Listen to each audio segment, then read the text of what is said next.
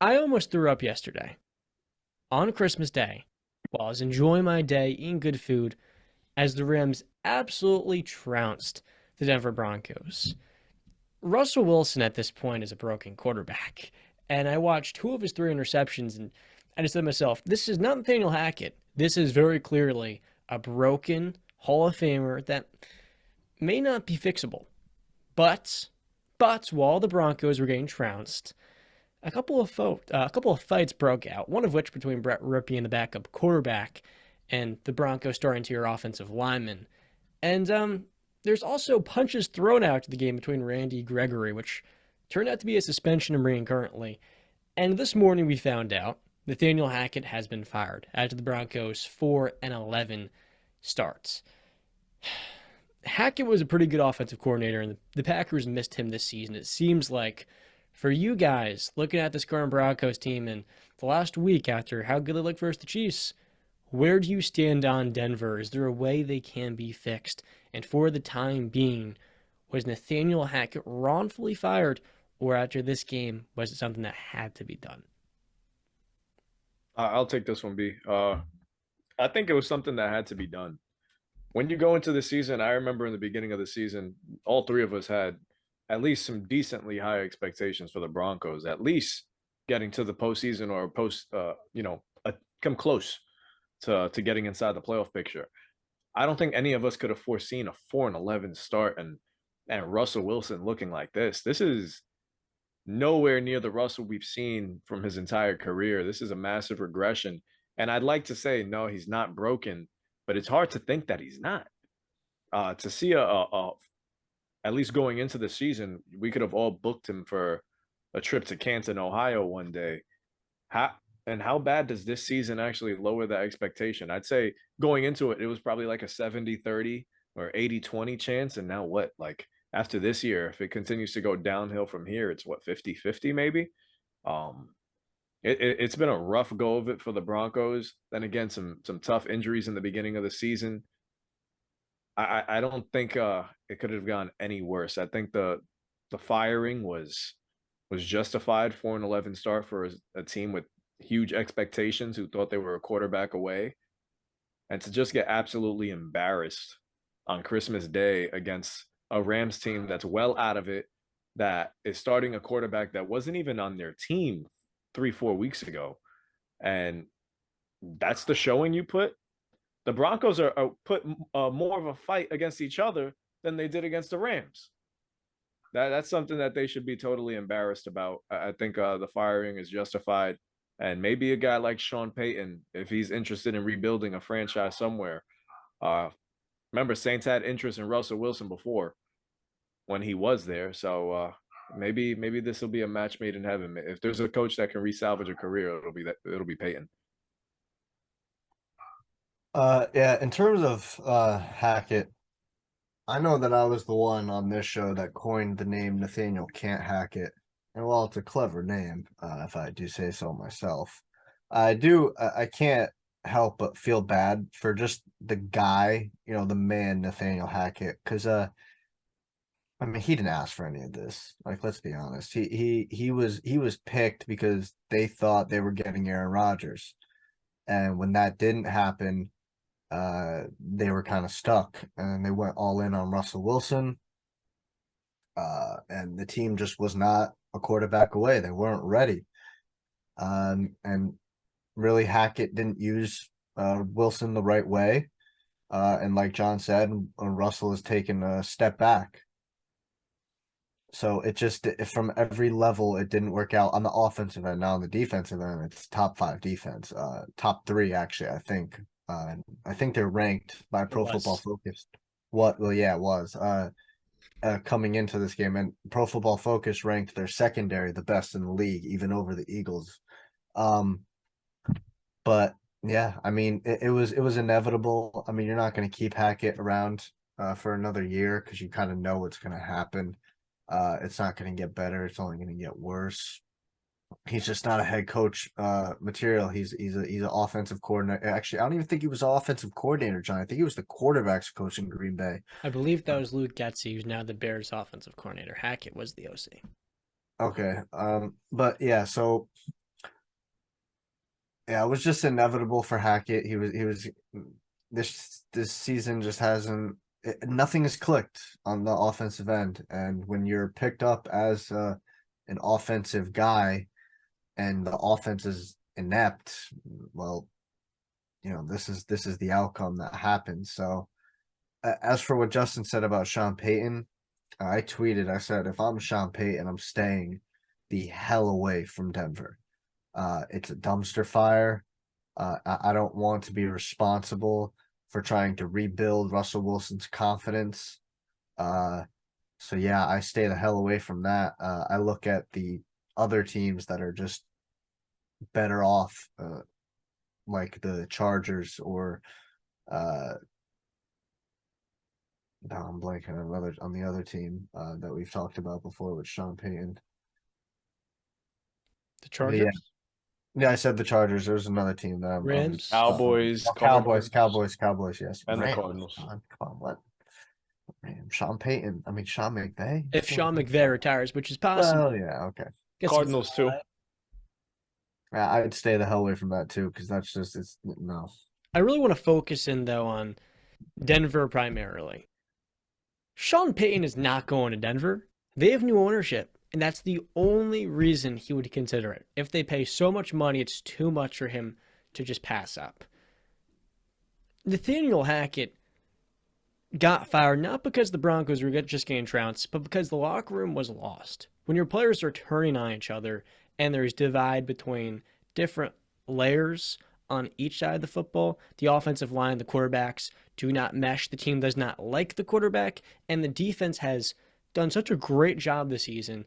Yesterday, the 2 turnovers in the first quarter by Russ, that was what broke their back. They've had an amazing unit on that side of the ball for years now. The issue has been you go in and get Russell Wilson, and the offense has gotten worse. It was better last year with Teddy Bridgewater. And it's kind of funny to me. George Patton, the Broncos' new general manager, who got the job in 2021, has made a lot of very questionable moves, in my opinion. His first draft pick was Patrick Surtain, an amazing corner who is arguably the best in the position this season. And he passed up Justin Fields to get him, a quarterback. And now that decision isn't exactly bad, though cornerback is inherently less valuable than quarter. What compounded that was the fact he traded multiple first-round draft picks, multiple seconds, an interior D lineman, and a tight end, to then have the right to overpay Russell Wilson $245 million. The reason we could have saw this coming with Russell Wilson is his entire career in Seattle, he had a great head coach and a really good system. That was what allowed him to come in right away. And while he was really good as a rookie, he had that level of structure. Most quarterbacks do not get that. There was no point in Russell Wilson's career where he had a rookie head coach. There was no point in Russell Wilson's career where he had to learn a completely new offense that wasn't going to be catered to his exact strengths. One of the weaknesses we talked about Russell Wilson was the fact he can't see the middle of the field too well. And yesterday, you would have thought him and Bobby Wagner are still teammates with that pass he threw to Murrow in the middle. I said to myself, what are you looking at, my friends? I've never played quarterback before, and that read to me is elementary. This third one, the cherry on top, he's got Cam Sutton open over the middle, right in front of his line of vision. And he says, you know what, let me toss a ball into the end zone into double coverage. And surely that was a pick. Russell Wilson has become almost a disgrace to this locker room because he hasn't led, he hasn't connected with the players, and he's been abysmal. So when you're getting paid that much money and you say all the right things in the press conferences, it's like, look, man, you are the issue here. You haven't adopted, and we've seen Seattle masked a lot of his, let's say, lack of versatility. He wanted to play his way, and they're able to cater to that. And now in Denver, because he hasn't had everything built around him perfectly, you lose your left tackle. One of your top receivers and one of your top running backs go down. All of a sudden, Russell Wilson is being exposed. With Nathaniel Hackett, I agree with you, Brandon. These head coaches have really tough jobs. And particularly for an assistant like him, he's going to get a job in Green Bay or whatever. But to have to move your family back and forth with all the humiliation that comes with being dubbed one of the worst head coaches of all time, that's a lot from the human being complex. So I, of course, feel for Hackett. I wish him the best. But he was in over his head with this job, too. He was expected to come in and be able to coach a guy who he's very familiar with in Aaron Rodgers. The two clicked. And that personality Hackett had was really what made him such a compelling character to have lead this locker room. When you don't get him and you bring in an enigmatic character, an enigmatic leader, and Russell Wilson, it becomes dicey because these two have not worked together before, and quite frankly, Hackett did not prove himself. And so this season for me, it's been a disaster, and I think it all falls on the general manager that a lot of Bronco fans have talked highly of. One of my buddies from the Pick Aside podcast, Drew, saying he's done a great job. George Penn's done an awful job. Terrible job. Awful. You take a corner over a quarterback. You then pay Russell Wilson out the wazoo. You sacrifice a ton of draft capital for one of the worst contracts in the NFL, and then to put the cherry on top, in the process, you didn't hire the right head coach. You know, it's funny to me. I believe hiring the offensive mind is always the right way to go, because if you hit on that offensive play caller as a head, let's say Mike McDaniel, he's a great example. You're not going to lose that guy who works with your quarterback. But it doesn't matter if you hire a great offensive mind if the guy is not ready to be a head coach in the league. The Broncos are one of those few teams that go with the offensive guy and it doesn't work out whatsoever. So, I mean, I think a lot of the blame goes in the organization to believing they were ready to win when they never were. And so this to me should not be a surprise. It's like, well, you walked into a ditch, it's like, oh, I fell. This is what you should have expected all along. The injuries have only made that so much worse. You know what? I gotta correct you. I feel like on one point is I don't want to knock George Patton. Sure, you want to criticize the head coaching hire, that's fine. You could criticize the move for Russell Wilson, that's fine. But that's about it. Because I do actually believe that this Broncos team was capable of a lot more if you just gotten those two picks correctly. I'm not going to judge him based on the certain draft pick or not drafting Justin Fields, because even with Justin Fields, doesn't necessarily make this team ready for anything, because he would still have to develop. I'm a big believer in just because the quarterback is supremely talented doesn't mean that he's going to succeed in every single spot. And case in point is Russell Wilson. The grass isn't always greener on the other side. Every quarterback story would be different. I got to use a Tom Brady comparison where if he's not in New England, if he's not drafted by New England, he doesn't turn into Tom Brady. So I can't say that, if Justin Fields goes here, he's automatically the savior. No, because now you still have a hole in your cornerback spot. Your defense wins championships. If they would have had a better head coach, if a better system for Russell Wilson, who's to say we're not looking at this Broncos team a little differently? Now, if you go up and down their schedule, you'll see games, so many one-possession losses. They're in there because of the defense. They're in there because of guys like Patrick Surtain. And I feel like they're losing not just solely on the back of Russell Wilson, but also injuries, O-line, inconsistent play from the O-line. So that's a failure, not just from the front office, but even the locker room. That's a failure on the players' parts too. Like, they have to step up. That chemistry isn't made by the coaches. That chemistry is supposed to be formed from your players, formed by teammates. And the fact that your quarterbacks are going at it with your O-linemen, that is probably the worst possible scenario that you want. Zach Wilson is out here gifting O-linemen. And the Broncos quarterbacks are fighting with their O-linemen. Come on. Those are the guys that protect you. And while albeit they haven't done such a great job of it, you're not supposed to be fighting with them on the sideline. That just looks like a broken locker room. And I understand the point where you guys say you feel bad for Nathaniel Hackett. I do too, because you never want to see anybody lose their job. And the way the NFL seems to work, he'll bounce back just fine. He'll find a different place. He'll find a place probably way more comfortable with a lot less scrutiny than he'll get as a head coach. So I think the Broncos are still there. I think they have a very good potential roster. And it's just a matter of quarterback. It's a matter of head coach. You got to find the right fit. And I think Russell Wilson can be the right fit.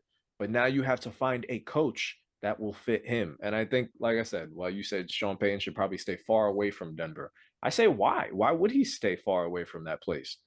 Denver's a great place to go and coach, great place to win if you can. And I don't know. I think you go into a spot and you just rebuild Russell Wilson. While it may be easier said than done, like I said, I don't think there's no better coach to coach Russell Wilson than Sean Payton. I think they'll be back if they make a move like that.